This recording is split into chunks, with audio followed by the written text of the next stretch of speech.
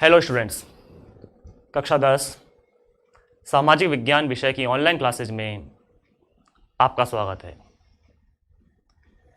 आज हम हमारे पाठ्यक्रम के जो भूगोल का हिस्सा आता है उसके अध्याय 6 की चर्चा करने जा रहे हैं। लंबे समय से नियमित रूप से क्लास हमारी चल रही है ऑनलाइन और इसमें हम क्रमानुसार 5 अध्यायों का अध्ययन कर चुके हैं। हमारा पिछला अध्याय जो खनिज एवं ऊर्जा संसाधन से संबंधित था, हमने उसकी विस्तार से जानकारी हासिल की। आज उसी क्रम में हम अध्याय 6 की चर्चा करने जा रहे हैं जिसका नाम है विनिर्माण उद्योग। अध्याय को शुरू करने से पहले अध्याय के शीर्षक को समझना बेहद आवश्यक होगा कि आखिर क्या कहता है यह अध्याय का शीर्षक, क्या है इसका मीन्स। विनिर्माण, सबसे पहले इस शब्द को समझें। विनिर्माण यानी पुनर्निर्माण। प्रकृति से प्राप्त कच्चे माल का रूप परिवर्तन कर देना विनिर्माण कहलाता है। प्रकृति से प्राप्त कच्चे माल का रूप परिवर्तन कर देना विनिर्माण कहलाता है। जैसे लकड़ी से फर्नीचर बनाना। आप देखिए, हम लकड़ी के तमाम फर्नीचर, टेबल है, कुर्सी है, बेड है और तमाम तरह की अन्य वस्तुएं, चाहे वो किचन में काम आने वाली हों या बेडरूम में काम आने वाली हों या लिविंग रूम में, डाइनिंग रूम में, तमाम जगह पर जहां पर भी लकड़ी के फर्नीचर दिखाई दे रहे हैं वो सब लकड़ी से बने हैं। लेकिन आप इस बात को समझें कि एक लकड़ी की टेबल, आप एक टेबल को ले लीजिए, एक मेज को ले लीजिए, कुर्सी को ले लीजिए कि जो ये लकड़ी की बनी हुई हैं, जंगल के किस पेड़ में ये लटके हुए मिली थी जिसे हम तोड़ लाए। हमारे दरवाजे लकड़ी के होते हैं, किस पेड़ में ये लटके हुए रहते हैं कि जहां से हमने एक दरवाजा तोड़ा और घर में लगा लिया। नहीं, पेड़ से तो मिलती है हमें लकड़ी, लेकिन लकड़ी कैसी मिलती है इस बात से आप भली भांति वाकिफ हैं। गोल मटोल, आड़ी, तिरछी, लंबी, चौड़ी, मोटी, ऐसी तमाम अजीबो गरीब आकार की हमें लकड़ी मिलती है।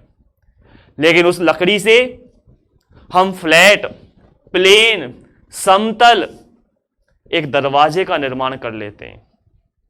यकीन नहीं होता कि वो समतल, बिल्कुल प्लेन, जिस पर हम हाथ भी फेरें तो कोई प्रॉब्लम नहीं होती, लेकिन अगर ऊबड़ खाबड़ पेड़ की लकड़ी पर, तने पर, छाल पर आप हाथ फेर कर देखेंगे ऐसे तो आपका हाथ छल सकता है। तो कैसे किया? उस ऊबड़ खाबड़ असमतल लकड़ी से हमने एक प्लेन, समतल, फ्लैट दरवाजा बना डाला। यही तो है विनिर्माण करना। यानी प्रकृति से प्राप्त कच्चे माल का, प्रकृति से मिली हमें लकड़ी, इसका हमने कर दिया रूप परिवर्तन।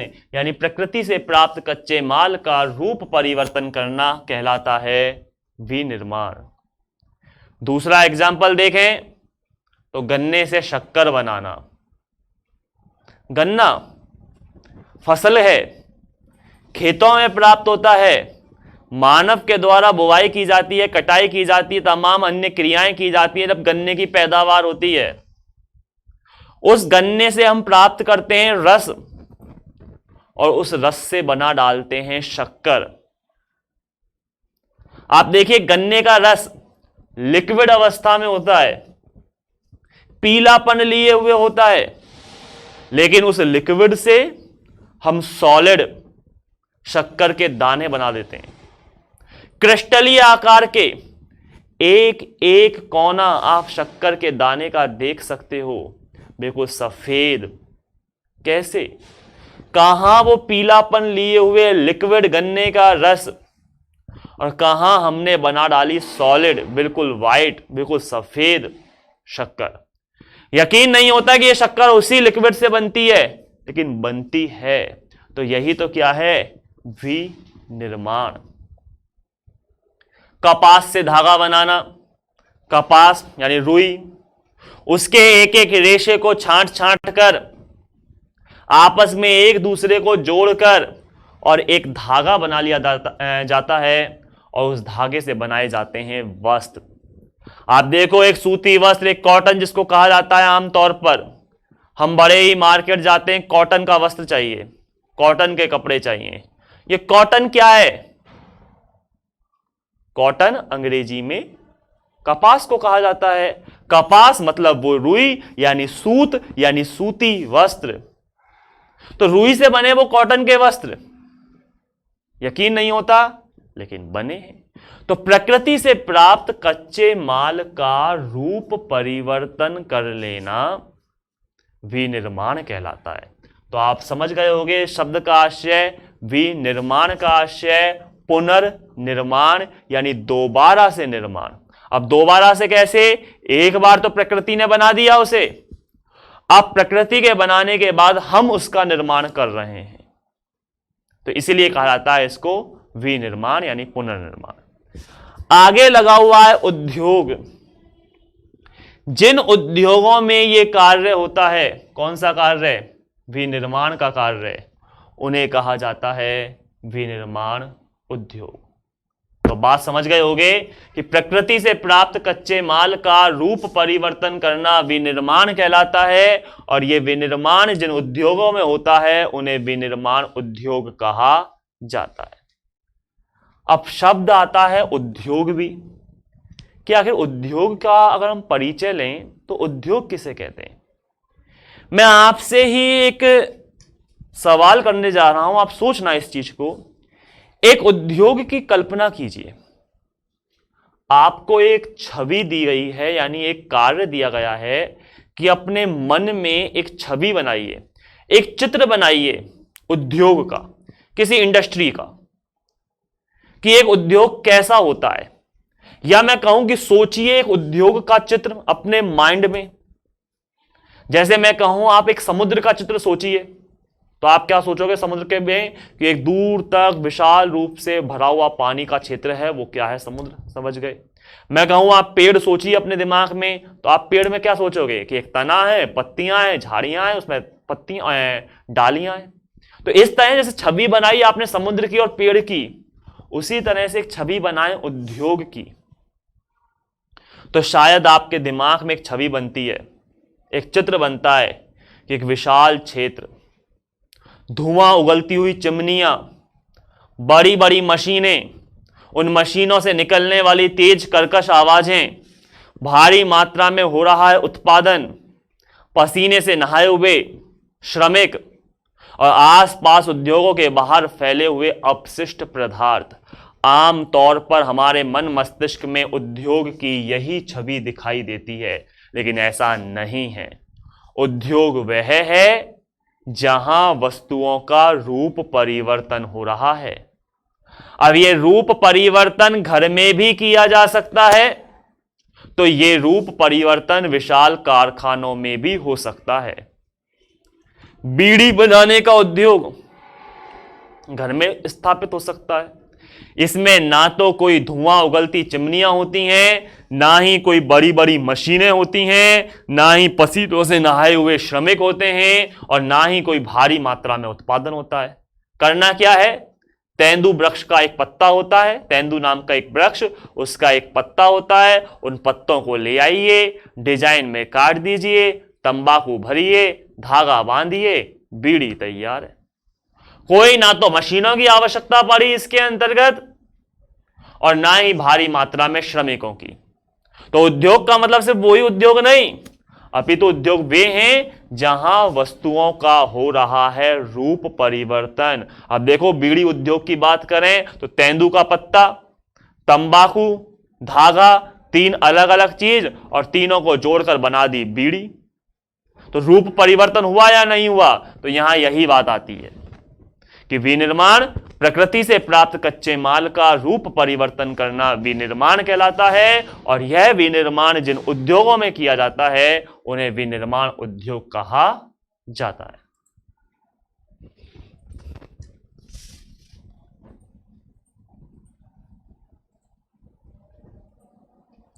अगर परिभाषा के रूप में देखना चाहें किताब में लिखे हुए सेंटेंस के आधार पर, तो आप इस तरह देख सकते हैं कि कच्चे पदार्थ को मूल्यवान उत्पाद में परिवर्तित कर अधिक मात्रा में वस्तुओं के उत्पादन को विनिर्माण या वस्तु निर्माण कहा जाता है।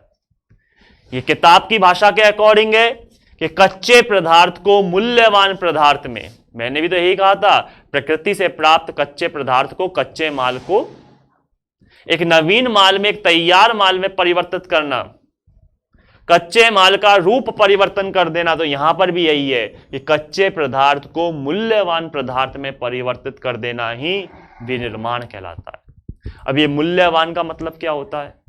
कच्चे माल की कीमत कम होती है लेकिन तैयार माल की कीमत ज्यादा होती है। क्यों? क्योंकि उसमें श्रम लग जाता है, श्रम की लागत आती है।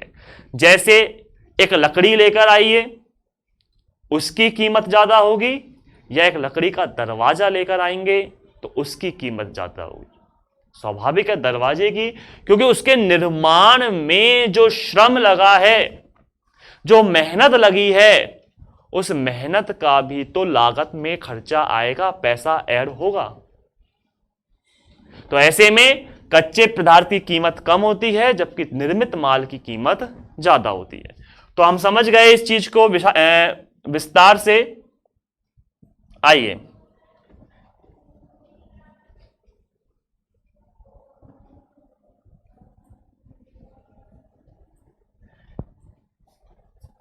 एक टॉपिक आता है किताब के अंतर्गत ही, औद्योगिक अवस्थिति। सवाल बनता है कि किसी उद्योग की स्थापना के लिए आवश्यक कारकों को बताइए। वो कौन कौन सी परिस्थितियां हैं जिनके आधार पर एक उद्योग स्थापित हो सकता है? या मैं यूं कह दूं कि मान लीजिए आपको किसी उद्योग की स्थापना करनी है, तो आप किस स्थान का चयन करेंगे? और उद्योग छोड़ो, आप कोई दुकान को ही ले लीजिए। मान लीजिए आपको एक समोसे की दुकान ही खोलनी है, तो इसके लिए आप किस स्थान का चयन करेंगे? क्या आप अपने घर में दुकान खोलना पसंद करेंगे? क्या किसी स्कूल के बाहर दुकान खोलना पसंद करेंगे? क्या हाईवेज पर दुकान खोलना पसंद करेंगे? कहां?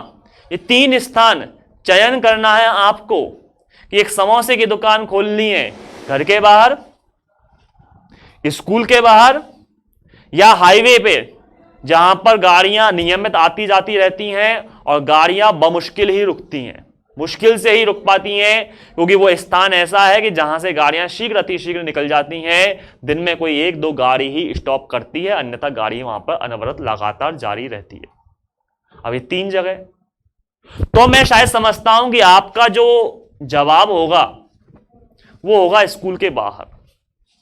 क्यों? क्योंकि ये एक ऐसी जगह है जहां पर बिक्री ज्यादा होगी, क्योंकि स्कूल के स्टूडेंट्स हर रोज आएंगे, हर रोज जाएंगे, लंच भी होगा, छुट्टी भी होगी। ऐसी स्थिति में आपकी बिक्री होने की गुंजाइश ज्यादा है। जब बिक्री ज्यादा होगी तो मुनाफा उतना ही अधिक होगा। घर पर अगर दुकान खोलेंगे तो क्या लगता है आप जितने समोसे निर्मित कर रहे हैं वो सब बिक जाएं? हो सकता है बिक जाएं, लेकिन कंफर्म नहीं है। कुछ समोसे तो घर वाले ही खा लेंगे। छोटा भाई आ गया, छोटी बहन आ गई, मम्मी आ गए, पापा आ गए, ला बेटा खिला दे, एक समोसा कैसा बना है, बढ़िया खुशबू आ रही है। इस आधार पर छोटी बहन आ गई, भैया भैया भैया मुझको भी एक समोसा दो, ले भैया तू समोसा ले ले। छोटा भाई आ गया, मुझको भी एक समोसा चाहिए, भाई तू भी ले ले। पापा आ गए, अरे वाह बेटा समोसे बना रहा है, बड़ी अच्छी खुशबू आ रही है, जरा चखा तो सही कैसा बना है। अब पिताजी को मना थोड़ी करेंगे, लो भाई पिताजी आप भी ले लो। पीछे से माता जी आ गई, वाह सबको खिला दिया समोसा तेने, मैं रह गई, ला मुझे भी दे दे एक। अब घर 4 समोसे तो घर वाले ही खा गए। पड़ोसी निकला, और बेटा बढ़िया समोसे बन रहे हैं, कैसे चल रहा है? खुशबू तो अच्छी आ रही है, एक समोसा खिलाना। अब समोसा खिला तो देंगे आप, अब बदले मेरा पैसे मांगेंगे, मुझसे पैसे लेगा, चल बाद में दे दूंगा, हिसाब में लिख लेना, मैं कहीं भागा थोड़ी जा रहा हूं। ऐसी तमाम बातें आती हैं। और पड़ोस में लेन देन बहुत कम कर पाते हैं, नहीं हो पाता, मांगते हैं, व्यवहार बिगड़ेगा। ऐसी स्थिति में लागत अधिक आएगी, मुनाफा कुछ प्राप्त होगा ही नहीं, आप इरिटेट होकर दुकान ही बंद कर देंगे। हाईवे पे मैंने कहा था जहां पर गाड़ियां रुकती ही नहीं है, हाई स्पीड क्षेत्र है, लगातार गाड़ियां दौड़ती रहती हैं, मुश्किल से ही कोई गाड़ी रुक पाती है, तो ऐसे में कोई रुकेगी ही नहीं गाड़ी, वहां कोई व्यक्ति आएगा ही नहीं, तो फिर आप कैसे समोसे की दुकान चलाओगे? तो बचा तीसरा ऑप्शन हमारे पास, स्कूल के बाहर। और स्कूल के बाहर स्थिति में स्टूडेंट निकलेंगे, खाएंगे, बिक्री होगी। किसी स्कूल में 1000 स्टूडेंट हैं तो 1000 में से 50 स्टूडेंट तो ऐसे होंगे ही होंगे जो समोसे आपके खाएंगे। तो आवश्यकता क्या है? समझने वाली बात क्या है? समझने वाली बात यह है कि एक उद्योग वहां स्थापित होगा जहां उस वस्तु की डिमांड हो। कौन सी वस्तु? जो आप निर्मित कर रहे हैं। जरूरी नहीं भीड़ होनी चाहिए, जरूरी है कि उस वस्तु की वहां पर डिमांड होनी चाहिए। एग्जाम्पल, किसी गांव के अंतर्गत हवाई जहाज के पहिए बेचने की दुकान खोल ली जाए तो कैसा रहेगा? किसी गांव में जिसमें जनसंख्या 5000 के करीब है, 4000 5000 वहां पे जनसंख्या है, आराम से बड़ा क्षेत्र है, बड़ा गांव है, और वहां पर हमने जाकर दुकान खोली एक हवाई जहाज के पहिए बेचने की। लगता है पहिए बिकेंगे आपके? एक भी नहीं बिकेगा, क्योंकि ग्रामीण लोगों को हवाई जहाज के पहियों की आवश्यकता नहीं है, उन्हें ट्रैक्टर के पहियों की आवश्यकता है। अगर ट्रैक्टर के पहिए की दुकान खोलते हो तो आपकी दुकान चल सकती है, लेकिन हवाई जहाज के पहिए की दुकान नहीं चलेगी। तो आवश्यकता है डिमांड की। वहीं एक तीसरी चीज और ले देता हूं, जैसे अभी हमने कहा कि स्कूल के बाहर हम समोसे की दुकान खोलेंगे, यानी स्कूल एक बेहतर क्षेत्र है, स्कूल के आसपास का क्षेत्र एक बेहतर क्षेत्र है दुकान खोलने के लिए, लेकिन हर वस्तु की दुकान खोलने के लिए नहीं। स्कूल के बाहर आप एक साड़ी की दुकान खोल लीजिए, चल पाएगी? नहीं, क्योंकि स्टूडेंटों को साड़ी से क्या मतलब है? आपकी एक भी साड़ी हो सकता है ना बिके। तो बात क्षेत्र की नहीं है, बात है डिमांड की, कि जिस जगह पर आप जिस उद्योग की स्थापना करने जा रहे हैं वहां पर उस उद्योग में बनने वाली वस्तुओं की डिमांड होनी चाहिए, मांग होनी चाहिए। जितनी ज्यादा डिमांड होगी लाभ उतना ही अधिक होगा। तो एक उद्योग वहां स्थापित होता है जहां बाजार की निकटता है। यहां बाजार की निकटता का मतलब यह नहीं है कि बाजार पास में होना चाहिए, यहां बाजार की निकटता से मतलब है कि उस वस्तु की डिमांड होनी चाहिए। फिर कच्चे माल की उपलब्धता भी होनी चाहिए, क्योंकि कच्चा माल है तभी तो माल तैयार होगा। क्योंकि परिभाषा ही हमारी ये थी कि प्रकृति से प्राप्त कच्चे माल का रूप परिवर्तन कर देना। जब कच्चा माल ही नहीं है तो रूप किसका परिवर्तित करोगे? मान लीजिए बीड़ी बनानी है, तो बीड़ी बनाने के लिए तेंदू का पत्ता और तंबाकू चाहिए, लेकिन ये तेंदू का पत्ता और तंबाकू ही नहीं है तो फिर बीड़ी कैसे बनाओगे? शक्कर बनाने के लिए गन्ने का रस चाहिए, गन्ना चाहिए, लेकिन गन्ना ही नहीं, शक्कर ही नहीं, सॉरी गन्ना ही नहीं, गन्ने का रस ही नहीं, तो फिर शक्कर कैसे? यानी कच्चे माल की उपलब्धता होनी चाहिए। एक उद्योग है तो उसमें कार्य करने के लिए श्रमिक भी चाहिए होंगे। अब वो श्रमिक कैसे होने चाहिए? सस्ते होने चाहिए, क्योंकि श्रमिक सस्ते हैं तो लागत कम आएगी, और लागत कम तो मुनाफा अधिक होगा। शक्ति के साधन होने चाहिए। शक्ति मतलब पावर। एक उद्योग है तो उसमें मशीनें भी होंगी, मशीनें हैं तो उन्हें चलाने के लिए पावर भी चाहिए।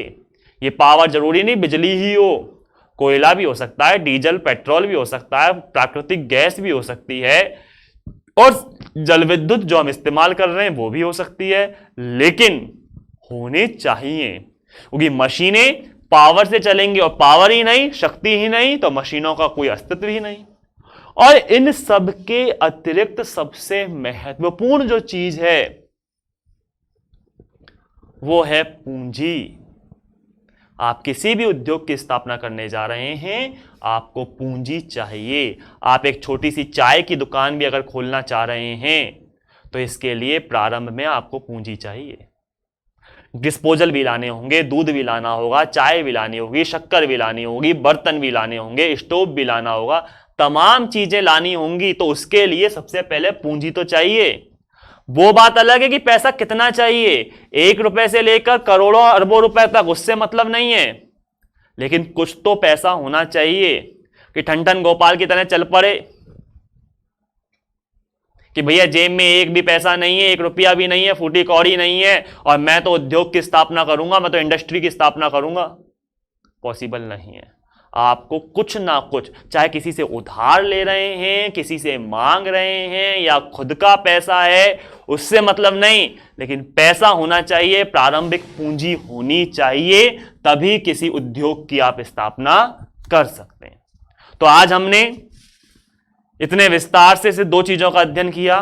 एक तो विनिर्माण की परिभाषा, दूसरी विनिर्माण उद्योग की परिभाषा, और यह जाना कि एक उद्योग किन स्थानों पर स्थापित होता है। 2 नंबर का क्वेश्चन आ सकता है, ये बहुत अच्छा क्वेश्चन बनता है कि किसी भी उद्योग की स्थापना के लिए आवश्यक कारक कौन कौन से हैं, या उद्योगों की अवस्थिति को प्रभावित करने वाले कारकों को बताइए। 2 नंबर के क्वेश्चनों में या आसानी से आप पॉइंटों को याद कर सकते हैं। तो आज हमने पार्ट नंबर 6 के परिचय के बारे में जाना। इस अध्याय से संबंधित अन्य बातों की चर्चा हम आगामी क्लास में करते रहेंगे, लेकिन तब तक के लिए धन्यवाद।